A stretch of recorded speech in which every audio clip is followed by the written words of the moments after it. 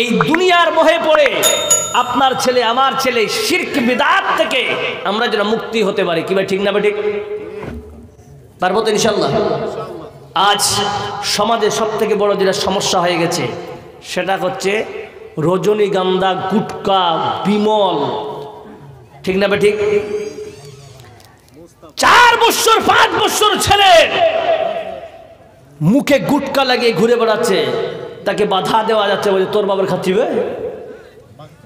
জি কি ভাই ঠিক না ভাই ঠিক? এখনকার বাজারে আমি বলছি ভাই, একটা তোমার সমাজে প্রচুর দরকার, তুমি বহুত কাজে লাগবে। আজ তুমি গুটকাকে সময় না অপচয় করে তুমি সেটা টাকা দিয়ে তুমি 2টা কিশমিশ খাও, শরীরে তাকাত আসবে। বলুন ঠিক না বেটি? আপেল কিনে খাও।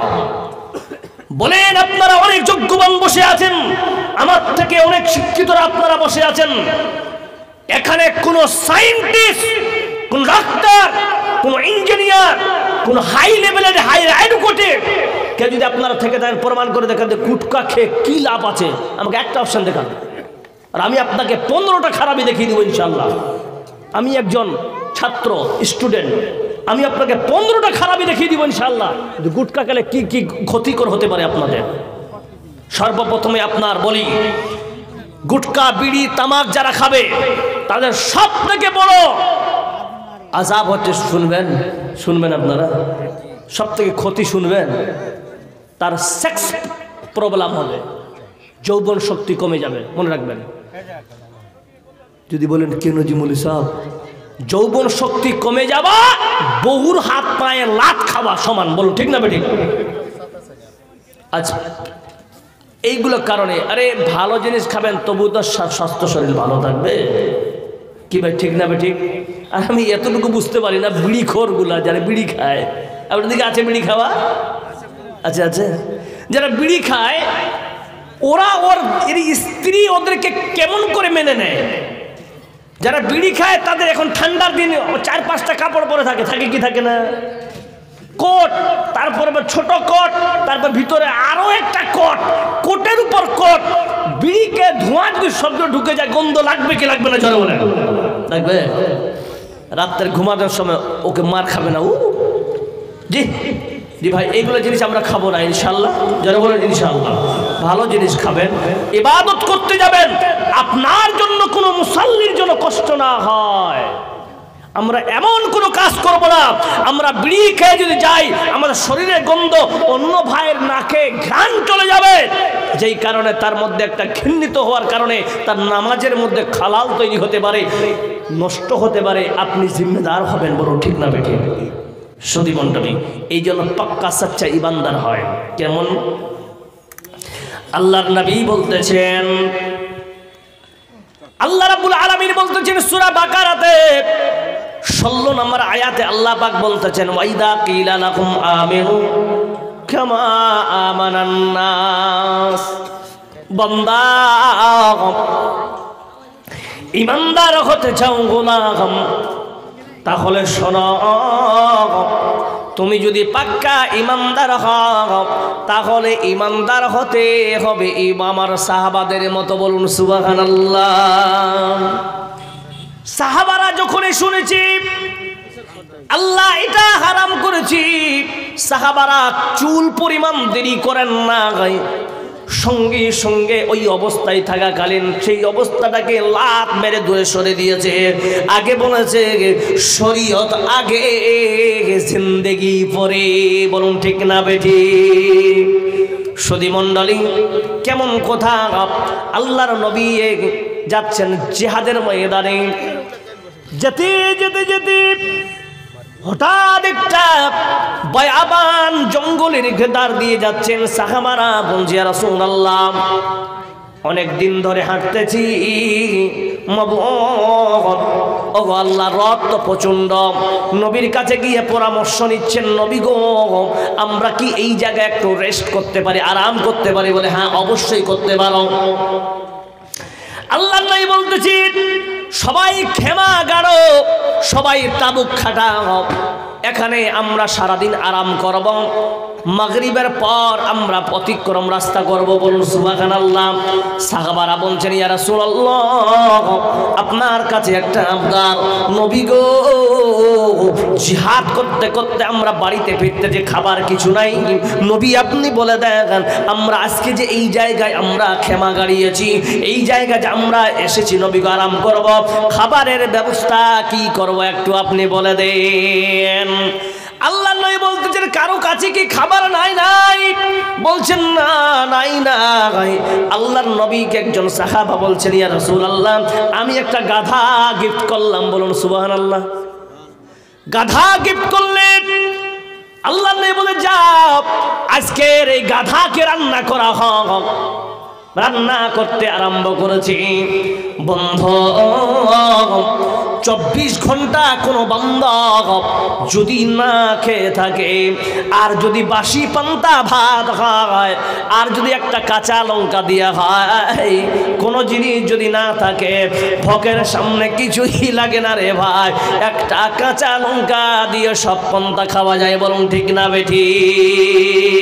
খাবে গফলত মে সোয়ে হুয়ে মোমিন, খাবে গফলত মে সোয়ে হুয়ে मोमिन, ऐशो इशरत दिखाने से क्या फायदा, आँखों खोलो उठो याद रब को करो, उम्र यूं ही गवानी से क्या फायदा, क्यों अपने रब को जवानी में भूला तुम, और ताकत के बोते पे भूला तो, जब जवानी ढलेगी तो पछताएगा, ऐसे रोने रुलाने से क्या फायदा।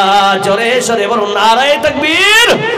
सुधी मंडली আল্লাহর নবী বলতেছেন গাধা রান্না করো, সবাই খুশিতে উল্লাসে চুলা তৈরি করা হলো, গাধা জবাই করা হলো, গাধাকে টুকরো টুকরো করে জবাই করে পিস পিস করা হলো। এবার ধৌত করার পর রান্নার হাঁড়িতে চাপিয়েছে মুসলমান। সব সাহাবারা বলছে না করে, কেউ পানি আনতে যাও, কেউ প্লেটগুলা ধুয়ে রেডি করো, কেউ দস্তরখান বিছাও, মাংস হওয়া হওয়া ভাব। সাহাবারা আসছে, কেউ গন্ধ শুনে বলছে না করে অনেক দিন ধরে না খেয়ে আছি, আজকে পেট ভরে খাবো। বন্ধু আনন্দ হবে কি হবে না একবার জোরে বলেন, হবে কি হবে না? সুধী মণ্ডলী রান্না কমপ্লিট হয়ে গেল। এবার ডেক্সিকে চুলা থেকে নামা ভাব। আল্লাহর নবীকে বলছেন, সাহাবারা বলছেন যাও যাও আল্লাহর নবীর কাছে গিয়ে পারমিশন নিয়ে নাও, এক্ষুনি খাবার কি দেব, এক্ষুনি কি খাবার লাগাবো না দেরি হবে, নবীর হাত দিয়ে খাবার তুলতে হবে। এই বরকত নেওয়ার জন্য আল্লাহর নবীকে ডাকার উদ্দেশ্যে একজন সাহাবা গেছেন। আল্লাহর নবী বসে আছে, আল্লাহর নবীকে সালাম দিতেছেন, আসসালামু আলাইকুম ইয়া রাসূলুল্লাহ। ওগো নবীজি, রান্না রেডি হয়ে গেছে। নবীর কাছ থেকে কোনো উত্তর নাই। আর একবার বলছেন, নবী গো রান্না রেডি হয়ে গেছে, আসেন, আপনি যদি রেডি হয় আপনার হাত দিয়ে আমরা উঠাবো। দ্বিতীয়বার বলতেছেন, নবীর আওয়াজ নাই। তৃতীয়বার বলতেছেন, নবী গো রান্না রেডি হয়ে গেছে, দস্তরখান বিছানো শেষ, আমরা শুধু আপনি দিলে আমরা খাবো। নবী বলতেছেন, সাহাবারা আসো, ও সাহাবারা তুমি আমার কাছে আসো, আমার কাছে এক্ষুনি আল্লাহর কোরআন নাজিল হয়ে গেল, আল্লাহর কোরআনের আয়াত নাজিল হয়ে গেল। আল্লাহ গাধার মাংসকে হারাম করেছে এবং নিকায় মুতাকে হারাম করেছে। এই কথা যখন শুনতেছে নবী, আল্লাহর নবীর কথা শোনার পর, ও মুসলমান আপনারাই বলুন তো আজকে, ও গোলামেরা আপনারাই বলুন তো আজকে আপনাদেরকে আলেমেরা বারবার বলতেছেন, ও ভাই বিড়ি খাবে না, ও ভাই গুটখা খাবে না, ও ভাই দারু পান করবে না। ও মুসলমান আপনার মাঝে যদি ঈমান থেকে থাকে তাহলে আলেমদের কথা শোনার সঙ্গে সঙ্গে আমল করব কিনা জোরে বলে। কিন্তু না না না, তাহলে আপনারা নিজেই বিবেচনা করো আপনার মধ্যে ঈমান আছে কি না। আল্লাহর নবীর কথা শুনে সাহাবারা ছুটে গেলেন ডেস্কের কাছে। ও সাহাবারা দস্তরখানা উঠিয়ে না, দস্তরখানা গুটিয়ে না, দস্তরখানা গুটিয়ে না। আল্লাহর নবী বলতেছে গাধাকে আল্লাহ হারাম ঘোষণা দিয়েছেন, নিকায় মোতাকে ঘোষণা দিয়েছেন হারাম। সাহাবারা যারা রান্নার দায়িত্বে ছিল তারা হান্ডিটাকে ফেলে দিল। জোরে বলুন নারায়ে তাকবীর। শুধু হান্ডিটাকে ফেলে দেয় নাই, যেই হান্ডিতে রান্না হয়েছিল ওই হান্ডিটাও এক রিওয়ায়াতে আছে ভেঙ্গে টুকরা টুকরা করে দিয়েছে। যেই জিনিসটা আল্লাহ হারাম করেছে ওই জিনিসটাতে দুনিয়ার থাকার কোনো অধিকার নাই। একবার বলুন মুহাব্বতে নারায়ে তাকবীর। যে আওয়াজ দেন নারায়ে তাকবীর।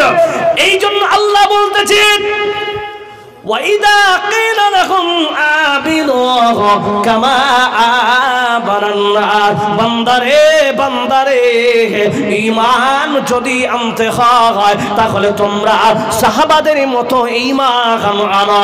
কারণ তারা শুনেছে কোরআন, তারা শুনেছে হাদিস, শোনার সঙ্গে সঙ্গে আমলে পরিণত করেছে। একবার বলা যাবে সুবহানাল্লাহ। কবরের আজাব গো বন্ধু কি বলিব যন্ত্রণা, কলিজা ফাটিয়া গাছাই মগর বলিতে এই ঘটনা, কলিজা ফাটিয়া গাছাই মগর বলিতে এই ঘটনা। পড়না পড়না মুমিন ভাই রে এই দুনিয়ার মায়া, এই দুনিয়ার মিথ্যার স্বপ্ন, এই দুনিয়ার মায়া। ভাই আর একটা বিষয় এর মধ্যে আছে, সব কিছু বিষয়ে বলা ঠিক নয়। আমার পাশে যিনি বসে আছেন ওনার অনুরোধ একটা বিষয়টাকে একটু ক্লিয়ার